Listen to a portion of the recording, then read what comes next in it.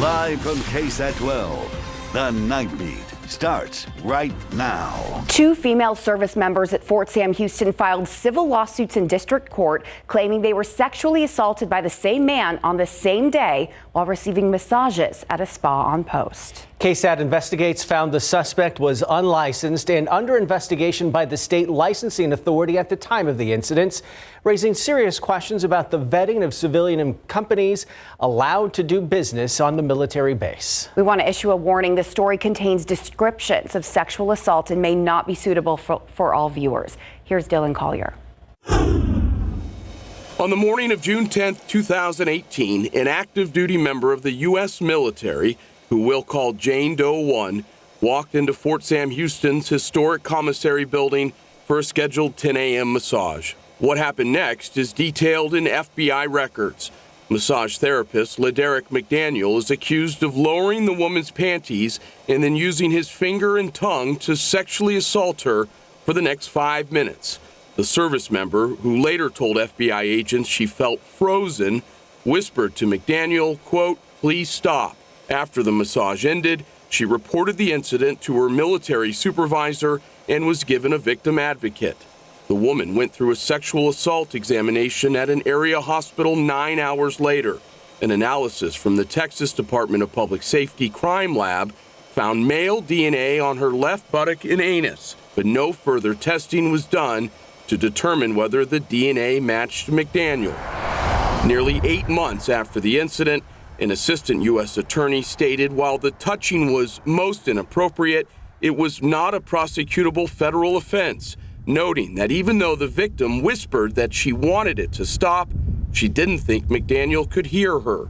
Both the FBI and Department of Justice declined to comment for this story. Civilian authorities are often hesitant to intervene in military affairs, and this includes sexual assault cases that occur on base. Rose Carmen Goldberg is a veterans law lecturer at the University of California, Berkeley School of Law. There really needs to be better coordination to ensure there's a venue for all military sexual assault victims to have their day in court. But this story doesn't end with a closed criminal investigation. In text messages sent to the spa's owner, Trey Wilkins, 2 days after the massage, McDaniel attempted to blame the victim, claiming she initiated the contact, and wrote that he immediately didn't tell Wilkins he'd been accused of sexual assault because he, quote, didn't want to make a big issue and wanted to forget about it. What he didn't write was that there was another possible victim. A second lawsuit filed in state district court by Jane Doe 2 claims McDaniel sexually assaulted her the same day, about 4 hours after the first incident, rubbing her private area without warning. After the woman stopped the massage, she claims McDaniel asked her if he could, quote, finish her off. The victim chose to report the assault to military authorities under restricted status, meaning no criminal investigation took place. McDaniel was fired less than a week later, and the spa eventually shut down. But what sort of vetting had it gone through before opening for business at what is supposed to be one of the safest places on earth, a heavily guarded military post? You see, McDaniel was not only an unlicensed massage therapist at the time of the alleged sex assaults, but was already on the state's radar. In May 2018, just a month before being accused of sexually assaulting 2 women, McDaniel admitted to an investigator with the Texas Department of Licensing and Regulation that he was performing massage therapy services without a license. In February 2019, the state fined him $2,500, a penalty McDaniel has never paid. Public affairs officials with the 502nd Air Base Wing would not discuss what steps the spa had to take to open on post. Wilkins, the owner of the now shuttered spa, did not respond to requests for comment left at the last 3 properties associated with him. And without accountability, there's little pressure for the military to take necessary preventative measures, like ensuring that civilians who interact with service members on bases have the proper training and certifications. There is a long-standing history of the military not being held accountable for sexual assaults that take place under its watch. For KSAT Investigates, I'm Dylan Collier. And we were unable to track down McDaniel for this story. We've been told he no longer lives in Texas. His attorney and attorneys for Wilkins and the spa did not respond to our email seeking comment. Jane Doe 1 settled her lawsuit against McDaniel, Wilkins, and his spa out of court. Jane Doe 2's lawsuit continues and is tentatively scheduled for trial in mid-January. On our website, KSAT.com, right now, you can find legal and support resources for military sexual assault survivors. Now to an update on another KSAT Investigate story. A case involving a confidential informant who was caught planting drugs on innocent victims, now resulting in a federal lawsuit against the Bexar County Sheriff and former District Attorney Nico LaHood. The case, filed in federal court on Tuesday on behalf of the mother of Rexina Lenan Juarez. She was arrested in a drug raid on her home back in 2017 with 2 other men. Now, deputies discovered a large amount of drugs inside the home after being tipped off by a confidential informant. The case, one of several that were highlighted in a KSAT Investigate special earlier this year. It turns out that informant planted the drugs found in Lenan Juarez's home and several other cases, resulting in the wrongful convictions of at least 4 people. Those convictions were later overturned, but not before Lenan Juarez died from health complications. The lawsuit alleges the Sheriff's Department and the District Attorney's Office had no policies or procedures in place to guarantee the reliability of the information provided by informants or to prevent informants from setting up innocent people. The lawsuit also names a deputy who signed off on the use of the informant in these cases.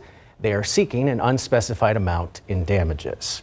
We have reached out to the sheriff and a former DA, Nico LaHood, for comment. Late tonight, a spokesman for the sheriff referred all questions to the DA's office. If you'd like to see our special, A Necessary Evil, the Cost of Confidential Informants, just look for this story on KSAT.com under the KSAT Investigates page. All right, taking a look at live cam. It is 54 degrees outside, and I know a lot of us are very happy about that, Sarah. Yeah, I know. You're either someone who is happy that there's cool weather out there, or you moved to San Antonio because you just want to escape all kinds of cold. Well, today the temperature, the high was 60 degrees, 12 degrees below the average of 72. The morning, 38. That's the coldest we've been in San Antonio since March 13th, and some areas even saw a freeze. We're not anticipating a freeze tonight, but I thought this sign was so funny that was shared on our KSAT Connect feature on our weather app. The weather just went from 90 to 55 like it's all state trooper. And in many different ways, that is true. Now, early tomorrow morning, speaking of state troopers, for the morning commute, you know, there is going to be some light rain out there. It's going to be chilly near 50 degrees. We'll be talking about how much rain we could see. It's not going to be a lot, and how long this chill will be in the air, coming up in a few minutes. Thank you, Sarah. Well, new tonight, a man fatally shot in front of his wife tonight has now been identified by the Bexar County Medical Examiner's Office. He's 31-year-old Armando Rodriguez. We've been following this developing story all day long. San Antonio police were called to a home on Randall Avenue near South General McMullen Road for 2 people injured. When they got there, they found Rodriguez and his wife with multiple gunshot wounds. Police say they were sitting in the vehicle near their home when a white truck and a silver vehicle pulled up and fired at them. Rodriguez was pronounced dead at the scene. His wife taken to the hospital in critical condition. In New Braunfels, police say the use of a drone and canine officers helped them arrest 3 teens involved in a vehicle chase from Saturday night. They were all charged with evading on foot and theft charges. One of them has been identified as 19-year-old J. Devon Aguirre. The 2 others are minors, ages 14 and 15, so their identities have not been released. The 14-year-old driver is also charged with unauthorized use of a motor vehicle. Police were called to a scene for a report of a stolen vehicle and guns. That's when police saw the suspect's vehicle, and when they attempted to stop them, the teens allegedly drove off, leading to a chase. After crashing, the 3 suspects ran into a brush area where they were arrested. The National Transportation Safety Board is in Dallas trying to determine what caused 2 historic planes to crash yesterday, killing 6 people on board. This is new video from new angles now being shown. The planes were part of the commemorative Air Force when they collided in midair and crashed to the ground at the Wings Over Dallas Air Show. The NTSB says they are using radar to pinpoint the point of the collision. They are also looking into the training records of the pilots involved, as well as the maintenance of the aircraft. One of the things we would probably most likely be trying to determine is why those aircraft were at co-altitude in the same airspace at the same time. The NTSB says the planes were not required to have flight data recorders or cockpit voice recorders, commonly known as black boxes. Investigators are asking witnesses to submit any videos they may have of that tragic crash. Back here at home, San Antonio police are still looking for a person accused of shooting a 13-year-old family member. That teen in critical condition tonight. Police were called to the shooting scene around 3 p.m. on Rayburn Drive. That's near Southwest Military Drive and I-35. The teen suffered a gunshot wound to the head. San Antonio police say the teen was shot by accident, and they hope to find that family member to bring them in for questioning.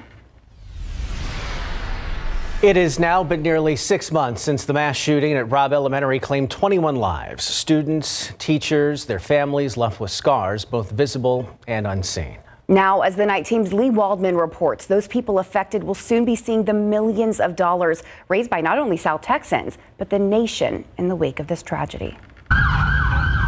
On a day that showed us the worst of humanity, it started a movement of giving. The silver lining is that it brings out some of the greatest compassion and generosity from people around the world. From May 24th, when the shooting at Robb Elementary happened, until October 20th, when the donations closed, the Uvalde Together We Rise Fund has raised $22,300,673.80. Jeff Dion, executive director of the National Compassion Fund overseeing that money, says 100% will be given out. We have an obligation to the victims and their families and their donors to make sure we're doing the right thing. The NCF has worked with a local steering committee made up of 10 people. Together, they published this final protocol, which outlines who gets the money. A, legal heirs of the 21 victims. B, survivors with physical injuries. C, people in that section of the school with psychological trauma. D, the class and funeral workers who were shot at outside. E, others who were at Robb Elementary. In total, 448 of submitted applicants have been approved to receive those funds. Most of the people there were school children. And when you give money to children, we have the highest responsibility to make sure that that money's protected. Texas statutes make sure that money will go into a special account. The committee also worked with the Department of Health and Human Services to ensure families on government assistance don't lose those benefits. We want to make sure that we don't give someone money and then they lose eligibility for some of those important benefits. The steering committee has decided not to make the amounts each verified applicant receives public for their own privacy and protection. We're expecting some more information from the NCF tomorrow, and once all of the money is dispersed, it'll be independently audited. NCF is the same organization that handled donations for the Sandy Hook and Santa Fe tragedies, as well as many others. Back to you. Still ahead on the Nightbeat, the red wave looking more blue than expected as Democrats are projected to now control the Senate, while Democratic leaders are still hoping to work alongside some key Republicans. Plus, the tears and cheers and celebrations still happening as a newly liberated area of Ukraine. What's next for the country that's looking to get the best of Russia? And his voice is known for great storytelling. Those stories now precious memories left behind after his passing. After the break, we'll show you the memorial service for Russell Rush. Remembering Russell Rush. Friends and family in the San Antonio community gathering today at the Techport Center to honor the longtime local radio broadcaster who recently passed away from a rare cancer. The night team's Alyssa Cole went to his memorial service tonight and tells us how those who knew him best plan to keep his memory alive. Radio host, storyteller, and a great friend. Russell Rush was known for his vibrant personality and community advocacy. I've worked in radio for 27 years, and I've never met anybody who is more passionate about the community and all the right things. He loves San Antonio. You know what? I'm so sick of Charles Barkley running his mouth in San Antonio. Outside of being a longtime on-air radio personality and program director for Mix 96.1, his passion did not stop at the microphone. He was a partner for several nonprofit groups, including Make-A-Wish, Toys for Tots, and the Susan G. Komen organization. Friend Chase Murphy says Russell raised cancer awareness even before he was diagnosed with a rare type. T-cell lymphoma. Race for the Cure was probably one of his biggest things, and it meant a lot to him. And he wanted to have the biggest group, and he wanted to raise the most money. Russell first announced his diagnosis to listeners in June 2021, explaining his diagnosis had no cure, only treatment and a hope for remission. While he fought cancer, he continued storytelling, carrying out one of his favorite projects, the Russell Rush Haunted Tour, something friend Vanessa Garcia says that didn't go unnoticed. We're day in, nights, weekends away from family, just creating content and piecing it together. And they're the reasons why we have 2 Emmys. As people took out the time to say one final goodbye, they did so in Russell fashion with video dedications, memorial displays, and singing his favorite song.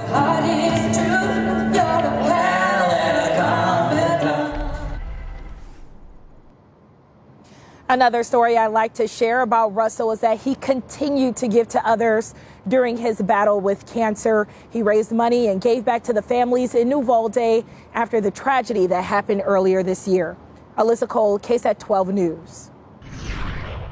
Thank you, Alyssa. Yep, and we see our reporters out in jackets tonight. Yes. Yeah. It's necessary because it's actually really cool. Yeah. Oh, it's chilly out there for sure. Temperatures are starting to get down into the 40s in parts of the hill country, but we've actually been able to see temperatures climb a little bit in San Antonio. We briefly got down to 50 degrees, but outside right now it's 54. And the reason why we've seen temperatures climb a little bit is that blanket of clouds has moved overhead. That blanket of clouds is what's going to prevent us from seeing another light freeze overnight tonight. And as we start your day tomorrow, here's a look at your KSAT 12-hour forecast. Early in the morning for the commute, there will be some dampness out there. We're talking very light rain and drizzle. Coverage will be about 40%. You're going to want to bundle up because temperatures will be right near 50 degrees. Cloudiness with some light rain and drizzle is possible through about lunch when temperatures will be in the low 50s. And then in the afternoon, we'll be seeing clearing skies. Eventually, in the later afternoon hours, we're going to have mostly sunny skies and a high temperature near 60 degrees. So a cloudy and somewhat drippy start to the day tomorrow. And in the afternoon, we'll have plenty of sunshine. Here's a look at the satellite and that blanket of clouds that's moved in. This is a look at from space, and you can see actually the lights of the cities here. Here's that cloud deck that's been pushing in from the south. It's starting to get cloudy in Kerrville. Del Rio, though, you're still seeing plenty of stars out there late this evening. And again, this cloud deck is going to continue to push on off to the north throughout the overnight hours. As we look at our weather setup, here's the next big thing that we're going to be talking about. Look at the snow across parts of Colorado and New Mexico. This is our next front that's going to be moving through tomorrow night. But before it does that, it's going to bring some snow to the panhandle of Texas, parts of Kansas, and Oklahoma. So this is a potent cold front that's going to be keeping us cold throughout this entire week. Sweater weather all week long. And look how cold this air is behind this front. Temperatures are well below freezing across parts of the northern Rockies. Let me take you through the futurecast. Let me take you through your day tomorrow. Again, this is a snapshot around 6 o'clock for the early morning commuters. You can see that some light rain and drizzle is possible around San Antonio from about 6 to 7. And then into the later commute, we're still going to have some dampness out there. Much more rain for folks east of I-35. San Antonio is going to kind of be on the edge there, and again, we do not anticipate much rain with this. We're talking perhaps only a couple hundredths of an inch of rain, so it's not even going to count when it comes to the drought. It's just going to make things a little bit more complicated in the early morning commute. Then, as I mentioned, by about lunch, we'll start to see those skies clear, and it should be sunny for the second half of the day. That front will move through in the evening, and we'll talk about how windy it's going to be behind that front in just a bit. First, I want to talk about highs tomorrow. It's going to vary depending on where you live. The further west you live, the warmer you're going to be because you'll see plenty of sunshine ahead of time. So areas like Uvalde, Utopia, Los Maples actually going to get into the 70s tomorrow. But here around San Antonio, we'll be at 60 degrees. Areas closer to Castroville, mid 60s. Areas closer to Selma, Schertz, New Braunfels, Seguin, upper 50s for the high temperature because it's going to be a little bit later clearing for you out to the east. And then I mentioned that front is going to move through in the evening. Tomorrow night, you may hear the wind howling outside of your window because gusts up to about 35, 40 miles per hour are possible behind that front as it moves through later in the evening and into the overnight hours. Also, if you've decorated Christmas decorations a little bit early, it might get blown around quite a bit Monday night into Tuesday. But that front is going to reinforce this cold air. So in the week ahead, our mornings will be in the upper 30s near 40. Our afternoons are going to be in the 50s. And that second front is going to be moving through into the weekend. So feeling a lot like January in the middle of November. And something to keep in mind is the next half hour, I'll show you which areas across South Central Texas will see the most rain from tomorrow. Perfect. I'm glad that I feel like I'm shopping in my closet now. Like I've never seen these sweaters before in my life. So thank you, Sarah. You're welcome. Greg Simmons will be along with a preview of Instant Replay right after this. Mike McCarthy's emotional return to Green Bay, where he won a Super Bowl for the Packers, but this time he was there as the head coach for the Cowboys. With more on what's on Instant Replay tonight, let's check in with our Greg Simmons. And did not get the result he wanted, and even though he had to buy a lot of tickets for family and friends up there. And San Antonio FC plays in their first ever United Soccer League championship tonight at Toyota Field. Coming up tonight on a brand new edition of Instant Replay. Lamb in the backfield. Prescott back to throw, gets it to Lamb, who breaks a tackle, and he's in. The reunion everyone was waiting for as Packers quarterback Aaron Rodgers greets his former head coach and led him to victory in Super Bowl back in 2010. Now Mike McCarthy's job is to hand the Packers their sixth straight loss, but that didn't happen. Our Larry Ramirez is in Green Bay and we'll take you inside the Cowboys locker room tonight after overtime. San Antonio FC finishes the fight. The long-awaited star, San Antonio FC, wins the USL Championship final. How about that? It's almost 8 years to the day since San Antonio won a league championship in soccer when they had the Scorpions and then the NASL. Now San Antonio FC faced Louisville tonight, the shot at their first ever United Soccer League championship in front of the hometown fans at Toyota Field. Our Andrew Seeley is there. I'll have all the action on the pitch tonight. Clean it up for sure, yeah. Defensive line. After ending their 5-game win streak losing streak by handing the shorthanded Milwaukee Bucks only their second loss of the season, the Spurs take off today on a 5-game road trip over the next 7 days. It begins tomorrow night in San Francisco against the Golden State Warriors and doesn't end until next Sunday against the Lakers in Los Angeles. Who else will they have to face in between? All that plus the UTSA Roadrunners need just one more win to host the Conference USA Championship game in the Alamo Dome just like last year. And who do you blame for the Cowboys' 31-28 overtime loss against the Packers tonight? You decide. Instant Replay is live and is after the Nightbeat. I have my own personal culprits. Well, you can't blame Cooper Rush. No. You can't. You're right. All right, still to come on the Nightbeat. With the cost of food still climbing, many are concerned about how much more they'll be paying for Thanksgiving turkey. We'll break down why it's not only inflation causing prices to rise. And things are not looking good for Russia after Ukrainian troops liberate an entire city. What U.S. officials are planning to do next to help end this war. And with mail-in ballots still coming in and some states still not at 100% reporting the midterm election, it is still on everyone's mind what the latest projected win in the Senate means for the future of control of our Congress.